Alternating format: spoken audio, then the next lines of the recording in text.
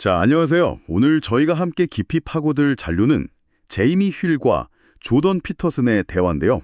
네, 시작점이 아주 거대합니다. 바로 니체의 그 유명한 선언, 신은 죽었다에서부터 출발을 해보려고 해요. 그렇죠. 이 말이 그냥 단순히 이제 신은 없어 하는 무신론의 승리 선언이 아니었다는 점 혹시 알고 계셨나요? 네, 그게 중요하죠. 오히려 서구 문명을 거의 2000년간 하나로 묶어주던 그 가치체계가 무너졌을 때 대체 어떤 혼란이 닥칠 건가에 대한 거의 예언에 가까운 경고였더라고요. 네, 바로 그거예요. 그 경고가 오늘날 우리가 의미의 위기라고 부르는 현상하고 정확히 맞닿아 있어요. 아, 의미의 위기? 네, 왜 많은 사람들이 이렇게 방향을 잃고 허무주의나 아니면 순간적인 쾌락에 빠지는지, 왜 사회 전반에 불안감이나 상실감이 만연한지를 설명하는 딱 그 출발점인 거죠. 그렇군요. 그래서 이번 시간에는 이 신의 죽음이 남긴 그 거대한 공백을 무엇이 채우려고 시도해 왔는지, 아, 그 과정에서 어떤 건 우리에게 도움이 됐고 또 어떤 건 거의 괴물 같은 모습으로 나타났는지 좀 자세히 들여다보려고 합니다. 이게 근데 단순히 어려운 철학 이야기만 하는 건 아니잖아요. 아, 그럼요. 제가 자료를 보니까 와, 정말 흥미로운 게 네. 범위가 엄청 넓죠. 네, 고대 메소포타미아 신화에서 시작해서 최신 신경과학, 심지어는 그 쥐들 노는 방식 연구까지 맞아요. 동물 행동학까지. 완전히 넘나들더라고요. 이걸 다 엮어서 우리 행동의 어떤 근원에 있는 보편적인 패턴, 이걸 추적해 보려는 시도인 것 같아요. 네, 맞습니다. 자, 그럼 이 거대한 지적 탐험 한번 시작해 볼까요? 좋습니다. 그럼 우선 니체가 말했던 신의 죽음이 남긴 그 공백부터 이야기를 해보죠. 네. 여기서 신이라는 게 그냥 종교적인 신앙의 대상 이걸 넘어서서요. 아, 그 이상이군요. 네, 사회의 도덕, 윤리, 법률 체계 전체를 떠받치는 최고 가치를 의미해요. 이게 사라지면 사람들은 뭐가 옳고 그른지 어떻게 살아야 하는지에 대한 공통의 기준점을 그냥 잃어버리게 되는 거죠. 그야말로 거대한 혼란의 시작이네요. 그렇죠. 그렇게 텅 비어버린 그 가치의 중심에 이제 뭔가가 들어오려고 시도를 했을 텐데요. 자료에서는 그 첫 번째 대체제로 권력을 딱 지목하더군요. 맞아요. 가장 강력한 후보죠.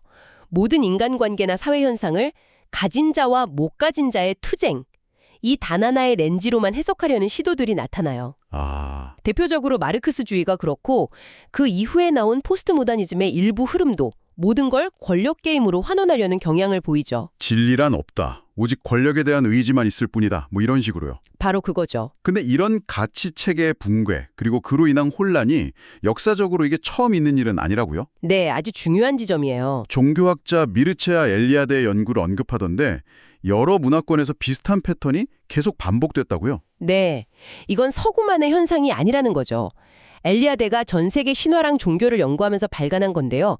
사회를 통합하던 최고 가치가 힘을 잃으면 사회가 혼돈에 빠지고 네. 그리고 그 혼돈 속에서 새로운 질서를 세우려는 어떤 영웅적인 인물이 등장하는 서사가 반복된다는 걸 발견했어요. 가장 오래된 이야기 중 하나로 꼽히는 메소포타미아의 창조 신화.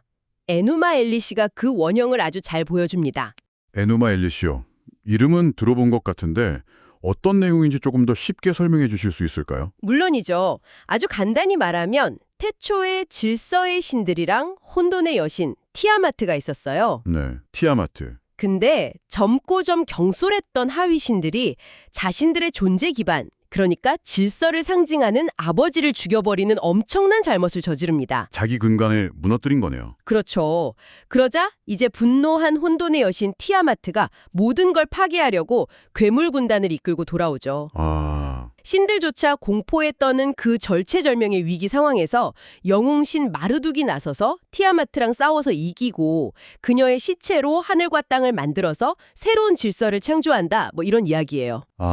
그러니까 자신들의 근간이 되는 최고 가치를 스스로 파괴했을 때 끔찍한 혼돈이 닥쳐온다는 아주 상징적인 이야기군요. 정확합니다. 니체의 경고랑 구조가 완전히 똑같네요. 네. 근데 여기서 포스트모더니즘의 비판이 다시 등장하는 지점이 흥미로웠어요.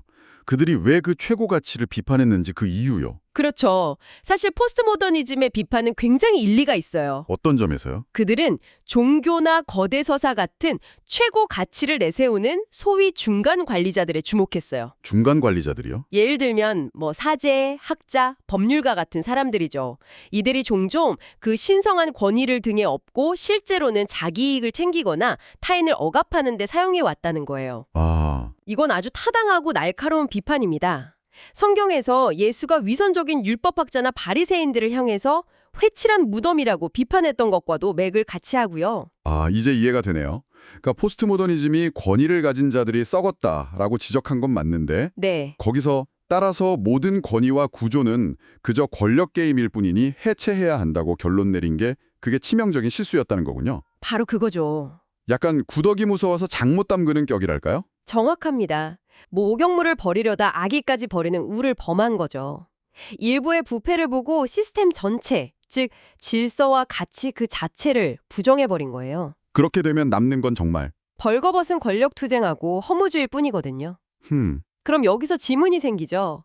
만약 우리를 통합하는 원리가 허무주의도 아니고 순수한 권력도 아니라면 과연 무엇이 그 자리를 채울 수 있을까요? 바로 그 질문에 대한 단서를 이 자료는 정말 뜻밖의 곳 생물학에서 찾기 시작하더라고요. 네, 맞아요. 사실 다윈의 진화론을 하면 보통 적자 생존, 이기적 유전자 이런 이미지가 떠오르잖아요. 그렇죠. 모든 게 그냥 우연과 생존 경쟁의 산물이라는 생각은 사람들을 좀 허무하게 만들기 쉬운데 진화가 그렇게 단순하지 않다고 말하는 부분이 인상 깊었어요. 네. 성선택이라는 개념이 여기서 아주 중요하게 등장합니다. 성선택이요? 네. 진화라는 게 단순히 살아남기 위한 경쟁뿐만 아니라 더 나은 짝을 선택하려는 경쟁이기도 하거든요. 아하. 그리고 그 선택의 기준이 놀랍습니다. 예를 들어서 어떤 나비는 파트너 날개의 대칭성을 100만 분의 1인치 오차까지 감지해서 비대칭적인 상대를 거부한다고 해요. 는다는 거겠죠. 우리는 근데 단순히 신체적으로 건강한 상대에게만 끌리는 건 아니잖아요. 맞아요. 인간의 성선택 기준은 훨씬 더 복잡하고 고차원적이에요. 전 세계 신화나 이야기에 공통적으로 등장하는 영웅의 모습을 한번 떠올려 보세요. 영웅이요. 네, 용기, 정직, 지혜, 약자를 위한 희생 같은 미덕들. 우리는 그런 가치를 구현하는 사람에게 본능적으로 깊은 매력을 느껴요. 이건 우리의 생물학적 본능 자체가 이미 어떤 더 높은 가치를 지향하고 있다는 걸 아주 강력하게 시사하죠. 신기하네요. 마치 신학에서 말하는 선을 추구하는 본성과 생물학의 같은 곳을 가리키고 있는 것처럼요. 알겠습니다. 생물학적인 본능이 더 높은 가치를 추구한다는 건 정말 흥미로운 관점이네요. 근데 이게 개인의 본능 차원을 넘어서 사회 전체의 도덕이나 질서가 어떻게 만들어지는지도 설명할 수 있을까요? 네. 자료에서는 이 지점에서 게임 이론이라는 또 다른 렌즈를 제시하더군요. 네, 바로 그 지점에서 논의가 확장됩니다. 게임 이론에서는 게임을 두 종류로 나눠요. 두 종류. 하나는 승자와 패자가 명확하게 갈리는 유한 게임, 축구 경기나 전쟁 같은 거죠. 네. 다른 하나는 게임을 끝내기 위해서가 아니라 게임 자체를 계속 이어나가기 위해 하는 무한 게임입니다. 무한 게임. 자료에서 든 가장 좋은 예가 바로 우정이에요. 친구 사이에서 이기고 지는 게 목표인 사람은 없잖아요. 그렇죠. 관계를 계속 유지하는 것 자체가 목적이죠. 그렇네요. 내가 친구를 이겨먹으려고만 하면 그 친구는 결국 떠나겠죠. 그럼 게임이 끝나버리는 거고요. 바로 그겁니다. 그리고 이 무한 게임이 어떻게 작동하는지를 보여주는 아주 결정적인 동물 실험이 있어요. 동물 실험이요? 어린 수컷쥐 2마리를 우리에 넣고 반복해서 놀게 하는 실험인데요. 쥐들은 어릴 때 서로 레슬링처럼 뒹굴면서 놀거든요. 네. 여기서 한 가지 변수를 둬요. 한 마리가 다른 한 마리보다 체중이 한 10% 정도 더 나가게 하는 거죠. 힘이 더 센 쥐가 있군요. 그럼 당연히 큰 쥐가 계속 이기지 않나요? 처음엔 그렇죠. 그런데 정말 놀라운 현상이 관찰됩니다. 어떤 현상이죠? 만약 10% 더 큰 쥐가 작은 쥐를 매번 이기기만 하면 몇 번 놀고 난 뒤에 작은 쥐는 더 이상 큰 쥐에게 놀자고 덤비지 않아요. 게임이 끝나버리네요. 네. 그런데 만약 큰 쥐가 자기가 이길 수 있음에도 불구하고 전체 놀이의 약 3분의 1 정도는 일부러 져준다면 어떻게 될까요? 작은 쥐가 계속 놀이에 참여할 것 같은데요? 정확해요. 작은 쥐는 계속해서 큰 쥐에게 놀자고 달려들고 둘의 무한 게임은 계속됩니다. 와, 큰 쥐는 단기적인 승리를 포기하는 대신에 놀이 친구라는 장기적인 이익을 얻는 셈이죠. 잠깐만요. 이게 진짜 놀라운데요. 그러니까 쥐들조차도 일방적으로 이기기만 하면 친구가 떠난다는 걸 본능적으로 안다는 거잖아요. 그렇죠. 이건 단순히 힘센 놈이 이기는 정글의 법칙이 아니네요. 게임을 계속하려면 상대를 배려해야 한다는, 어떻게 보면 굉장히 고차원적인 공정성과 호혜성의 원칙이 이미 뇌 깊숙한 곳에 내재되어 있다는 뜻이군요. 네, 바로 그게 이 실험의 핵심입니다.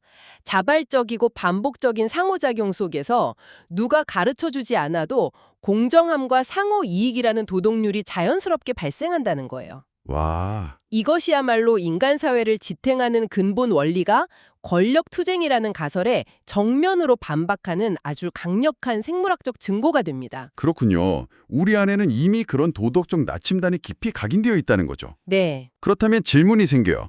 우리에게 그런 훌륭한 내재적 도덕률이 있다면 왜 지금 세상은 이렇게 혼란스럽고 서로 미워하는 것처럼 보일까요? 특히 온라인 공간을 보면 더 심각하고요. 그 이유를 설명하는 부분이 이 자료의 세 번째 분석, 바로 현대의 위기입니다. 현대의 위기. 방금 이야기한 쥐들의 도덕률은 반복적인 상호작용이라는 조건 하에서만 작동해요. 아, 조건이 있군요. 즉, 얼굴을 마주하고 계속 관계를 맺어야 하는 상황에서 발현된다는 거죠. 우리가 다른 사람이랑 대화할 때 상대방의 그 미세한 표정 변화, 눈빛, 목소리 톤을 무의식적으로 읽어내잖아요. 그렇죠. 그리고 거기에 맞춰서 내 행동을 미세하게 조절하죠. 아, 내가 너무 심했나? 혹은 이 사람이 내 말을 오해했구나 하고요. 일종의 사회적인 피드백 장치군요. 내가 선을 넘지 않도록 주변 사람들이 계속 신호를 보내주는 거네요. 맞습니다. 우리는 생각보다 도덕성의 상당 부분을 타인과 사회의 아웃소싱에서 조절하고 있는 셈이에요. 그런데 바로 이 지점에서 현대사회, 특히 소셜미디어의 치명적인 문제가 드러납니다. 어떤 문제죠? 바로 익명성과 비대면성이죠. 이 두 가지가 우리가 수백만 년간 진화시켜온 사회적 조절 장치를 한순간에 무력화시켜버려요. 온라인에서는 상대방의 얼굴도 표정도 볼 수 없으니까요. 내가 무슨 말을 하든 즉각적인 사회적 피드백이 돌아오지 않는 거죠. 그렇죠. 그리고 그 무균실 같은 환경에서 활개를 치는 사람들이 있습니다. 심리학에서 어둠의 사요소라고 부르는 성향을 가진 사람들입니다. 어둠의 사요소요? 이름만 들어도 무서운데 그게 정확히 뭔가요? 네, 심리학에서 말하는 네 가지 부정적인 성격 특성을 묶어서 부르는 말인데요. 네. 첫째는 자기 자신하고만 사랑에 빠진 나르시시즘. 둘째는 목적을 위해 타인을 아무렇지 않게 도구처럼 이용하는 마키아벨리즘. 셋째는 타인의 고통에 전혀 공감하지 못하는 사이코패스. 그리고 마지막으로 타인의 고통에서 쾌감을 느끼는 사디즘입니다. 와, 정말 최악의 조합이네요. 현실에서는 만나고 싶지 않은 사람들인데요. 물론 현실에서는 이런 성향을 가진 사람들이 드물고 있더라도 사회적 압력 때문에 함부로 드러내지 못하죠. 네. 하지만 익명성이 보장되는 온라인 공간에서는 아무런 제지 없이 이런 성향이 폭발적으로 표출되는 거예요. 아, 여기서 정말 충격적인 통계가 하나 나옵니다. 전체 소셜미디어 게시물의 90%는 단 10%의 사용자가 작성한다고 해요. 90%를 10%가 쓴다고요? 네. 그런데 20% 중에서도 가장 극단적인 의견을 쏟아내는 사람들의 어둠의 사요소 점수가 비정상적으로 높게 나타난다는 연구 결과가 있어요. 아, 정말 소수네요. 근데 그 소수가 여론을 주도하는 것처럼 보이는 거군요. 듣고 보니 유튜브 댓글창이나 정치 뉴스 댓글이 바로 떠오르네요. 바로 그거죠.